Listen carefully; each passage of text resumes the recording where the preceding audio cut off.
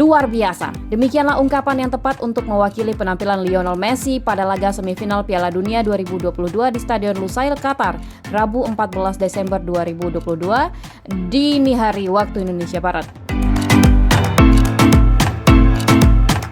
La Pulga tampil fantastik saat membawa Argentina ke final Piala Dunia 2022 usai membantai Kroasia 3-0. Pertandingan ini berlangsung ketat dan penuh aksi saling serang. Argentina mendapatkan penalti pada menit ke-32 usai Julian Alvarez dijatuhkan kiper Kroasia Dominik Livakovic di kotak terlarang.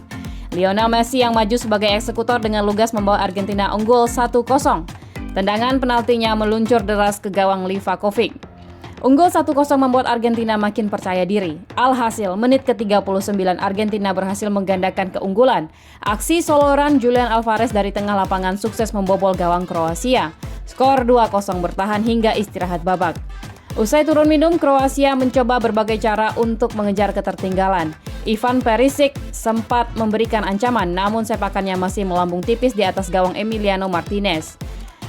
Bermain terbuka membuat ada celah di lini pertahanan Kroasia. Keadaan ini kembali dimanfaatkan Lionel Messi. Pada menit ke-56, Messi melepaskan shot tepat di depan gawang Kroasia. Beruntung tendangan tersebut masih mampu diblok Livakovic. Barulah pada menit ke-69, Argentina berhasil menambah skor menjadi 3-0 lewat gol kedua Alvarez. Lionel Messi kembali jadi aktor terciptanya gol tersebut. Messi yang mampu merangsek masuk dari sisi kiri pertahanan Kroasia mampu melepaskan umpan matang kepada Alvarez yang langsung dituntaskan menjadi gol. Argentina berhasil memastikan kemenangan 3-0 atas Kroasia dan melangkah ke final untuk kali ke-6. Sebelumnya Argentina telah ke final Piala Dunia 1930, 1978, 1986, 1990, dan 2014. Argentina juara pada Piala Dunia 1978 dan 1986, sementara 3 final lainnya berujung runner-up.